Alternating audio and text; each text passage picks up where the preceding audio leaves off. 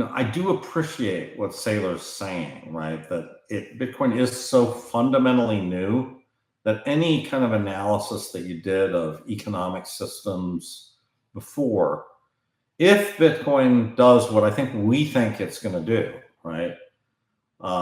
It changes the rules completely, right? And now, having said that, I don't expect any massive changes from the last 15 years. And the reason I say that is we've had massive changes already in the last 15 years. Hey, savvy investors and new savvy viewers. On today's episode of Only the Savvy, we dive into the insights of renowned mathematician and analyst Fred Krueger. Fred shares his knowledge on power laws and modeling, offering his unique Bitcoin forecasts. At the time of this discussion, Bitcoin is around $66,000, with over 19 million Bitcoins in circulation. The pioneering digital currency continues its volatile yet rewarding journey, down under 1% in the last 24 hours, but up 50% year-to-date. Krueger's perspective gives us a fascinating look into the numerical foundations of Bitcoin's rise and its future potential. Before we begin, don't forget to like, subscribe, and share this illuminating discussion. Get ready to explore the exponential growth of Bitcoin through the lens of mathematical modeling with our special guest, Fred Krueger. And it's completely remarkable. It's completely remarkable that we have this statistical relationship. And people are like, well, the ETF changes everything. And I'm like, well, okay, I do agree that the ETF is great. But let's go back in time. Did Mt. Gox change everything?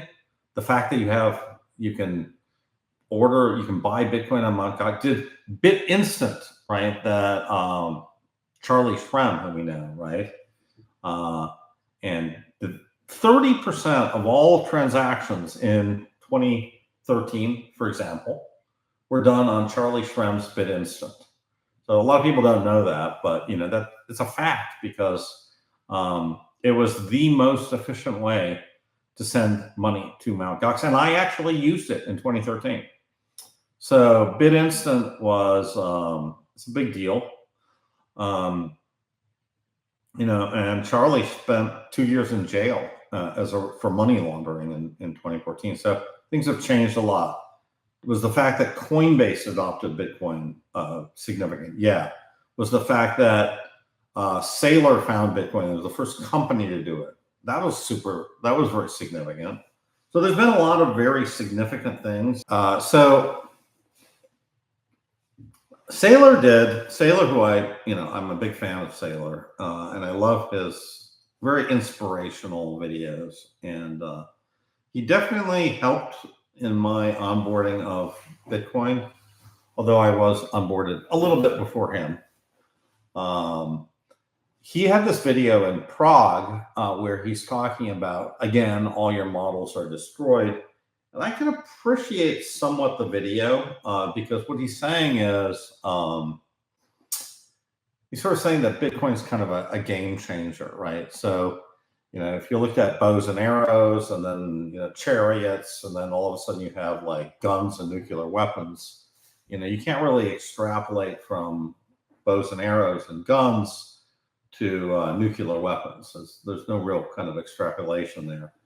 And then he sort of a little bit sort of saying, well, all these models with these statistics and time series, is just kind of a waste of time because it's changed so fundamentally. And then he goes on to say, well, I believe that Bitcoin is going to have a 24% CAGR, 24% compounded annual growth rate. But that's a model, right? And so where are you getting 24%? I mean, do you just put your finger in the air and say 24%? No, you're not. You're clearly looking at some data. You're extrapolating from that data. That data is a time series. You're not looking at before Bitcoin. You're looking at the 15-year history of Bitcoin, and you're coming up with a projection based on the time series. So I think all the power law is just a more rigorous way to look at that. And in the end of the day, what do we want? We want Bitcoin to succeed. And I think the way we make it succeed is we do it by, like, I don't drink, and in AA there's this thing that say we bring in people not by lecturing them but by attracting them, right? That's kind of how we do. So it's sort of like, you that should be the reason, the way we get people into Bitcoin. It's by people are like, you've done pretty well over the last 5 years, Fred. How did you make so much money? Well, Bitcoin. Oh, you want to learn more? Great. Let me show you this power law. No, it goes up, it goes down, but there's this law. Now that is and people are like, oh, tell me more about that, Fred. Okay, that's good. Here's a book. This explains everything about the beginnings of Bitcoin, before Bitcoin, right? Because there's a whole Bitcoin was not just like it wasn't just conceived in a vacuum, right? By Satoshi, and there was nothing before that. No, there's lots of stuff before that, right?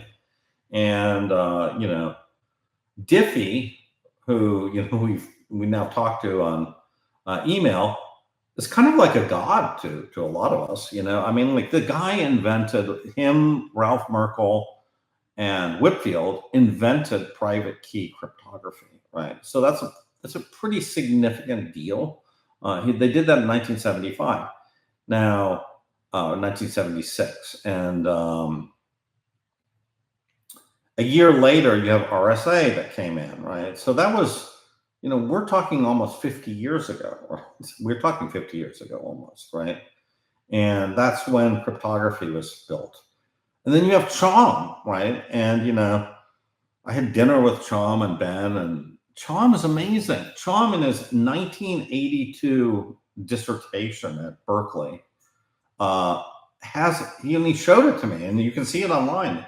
He talks about tying blocks together in chains. So, and he said to me, he said, Fred, listen, this blockchain stuff's not new. I had it in my thesis. And I'm like, well, David, you had the concept of blockchains, but you didn't have proof of work. And he goes, well, yeah, you're right. I didn't have proof of work. So, so that's another major milestone, right? Chom came in and realized for the first time that you could take this crypto stuff that was used for privacy, right? That Merkle and Diffie and Hellman had built, and Shamir and all the other RSA people, right, had built. And then you can apply it to creating a form of money. Fred Krueger's insights into Bitcoin's evolution are profound. He takes us from the early days of wallet innovations to the infamous Mt. Gox scandal, illustrating Bitcoin's remarkable journey. Diving into its investment potential, Fred advocates for Bitcoin as a premier investment opportunity. He also addresses the challenges faced by older generations in adopting new technologies like cold storage wallets and ETFs, humorously questioning if political figures like Joe Biden or Trump would ever use cold storage. Fred goes further, offering valuable advice on managing assets during election years, providing clear insights on how much to allocate to different types of investments. Let's listen more to what Fred has to say. Look, I think a lot of older people,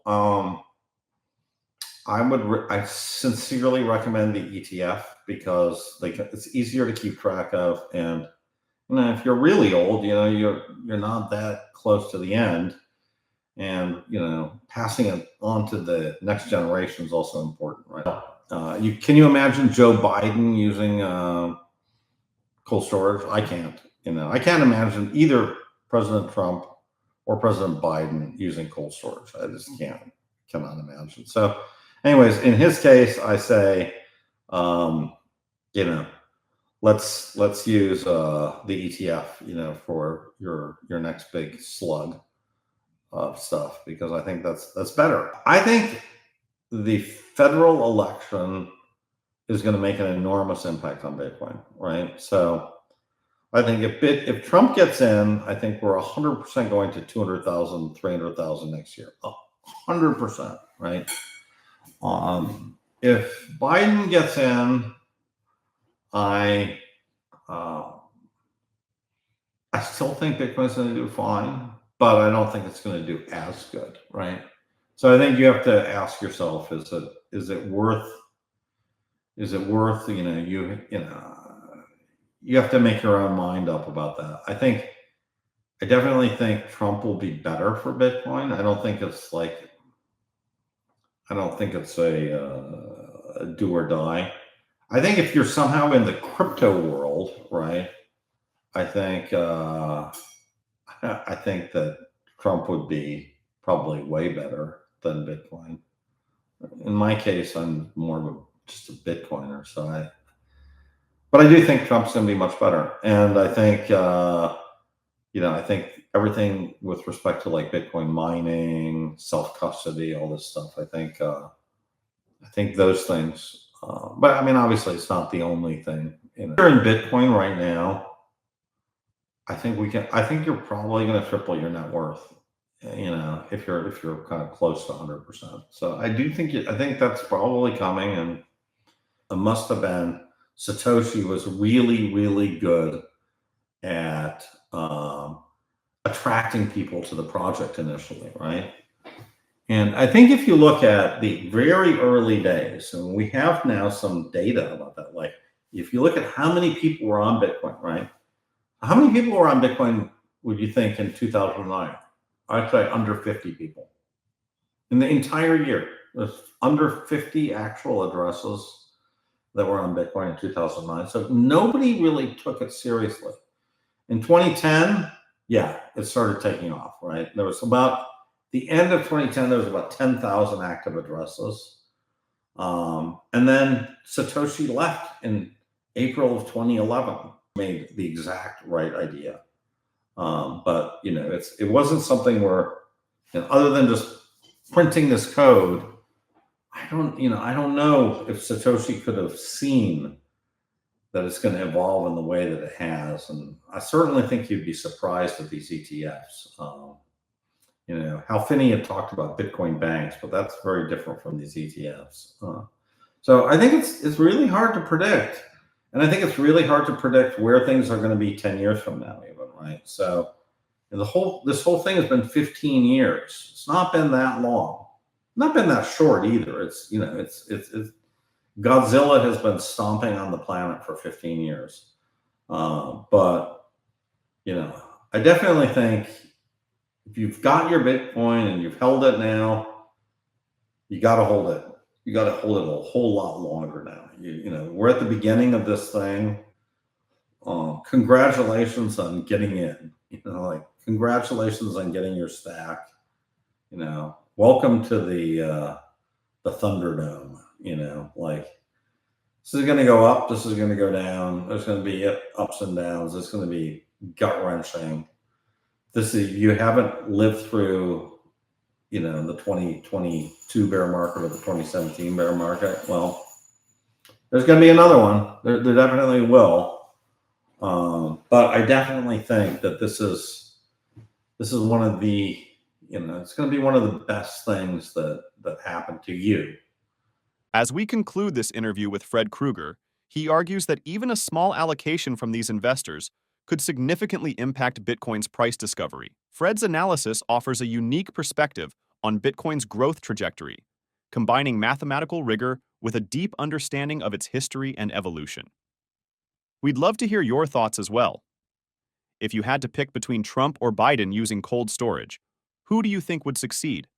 Will the election showcase a significant win for Bitcoin? Thank you for tuning in to Only the Savvy. If you enjoyed this discussion, please subscribe to our channel, like our video, and share it with anyone who would enjoy it. Stay connected for more insightful content, exploring the innovative world of Bitcoin and blockchain technology.